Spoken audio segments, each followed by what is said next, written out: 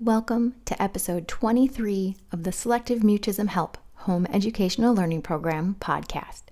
My name is Kelly, and I'm a parent of a child with selective mutism. Being that I'm a parent and not a medical professional, this podcast is for informational purposes only.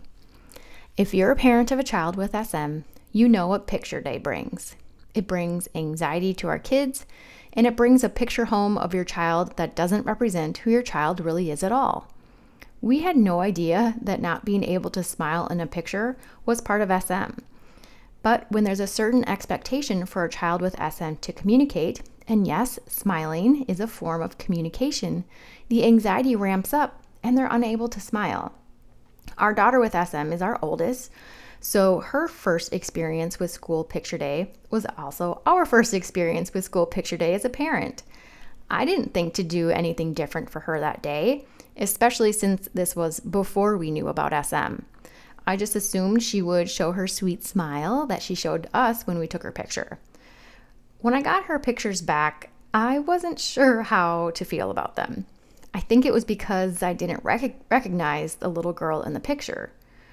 We talked about having her retake the pictures, but we didn't seem to think anything was going to change. And if you want to see her school picture, I'll be posting them in the SM Help Community of Support Facebook group, along with other pictures of how she's transformed over the years. I'll put a link to that community in the episode notes. So after seeing her picture, we started reflecting on how she was when other people were taking her picture. In a past podcast episode, I believe I talked about how we took our daughter to get her one-year birthday pictures done with a photographer, and she wasn't able to smile for those pictures.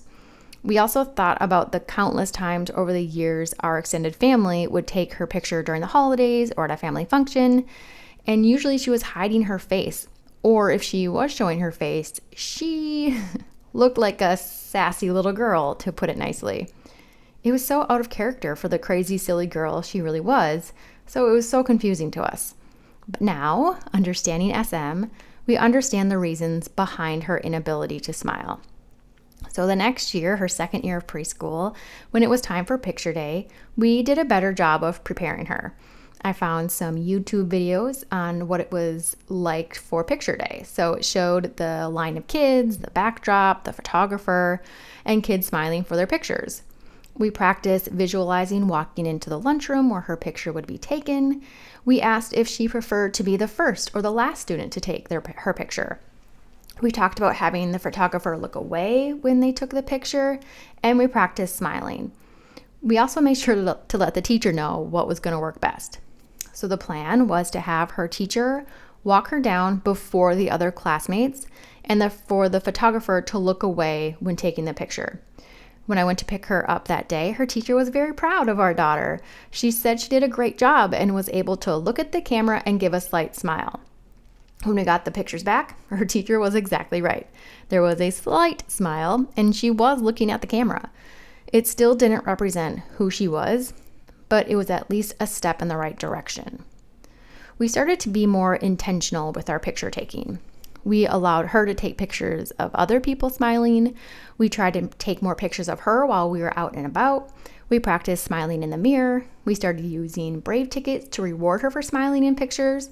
There were a lot of little things that we started doing to lower her anxiety, just enough to give her a chance at smiling. So by kindergarten, which before this she had 3 years of preschool to practice picture day, but by kindergarten, she knocked it out of the park. Finally, we were able to have a picture that showed who she was. And every year since then, she has outdone herself and has done an amazing job smiling for pictures. Last year, she was at a new school and she was still able to smile. You could tell she was probably experiencing some anxiety, but she pushed through, and we have a sweet picture of her hanging in our kitchen now. So my message for the parents that are out there is to not get discouraged. Let picture day be an opportunity for your child to succeed, whatever that means for them. If it means simply being brave enough to stand in front of the camera, great.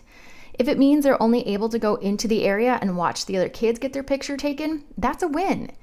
If they're able to go shopping and pick out a new outfit for picture day, celebrate with them. We are all working on something, and for some kids, picture day is something to work on. As a parent, You can be there to encourage them and let them know you'll be proud of them no matter what.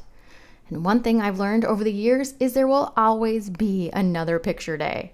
You don't have to feel obligated to purchase pictures every year. Just let your child know all you want is for them to do what they know they are capable of doing. If you ever need help navigating situations like this that come up for your child, I offer parent coaching to help you break down these tricky situations and help you find ways to give your child a win. For more information about parent coaching, visit www.smhelp.org/coaching. Don't forget to join the SM Help community of support on Facebook, where there is a Facebook Live every Friday where I talk about a topic that the community votes on. As always, if you have any questions, please email me at smhelp2020@gmail.com or send me a message on Facebook, Instagram, or LinkedIn. Take care.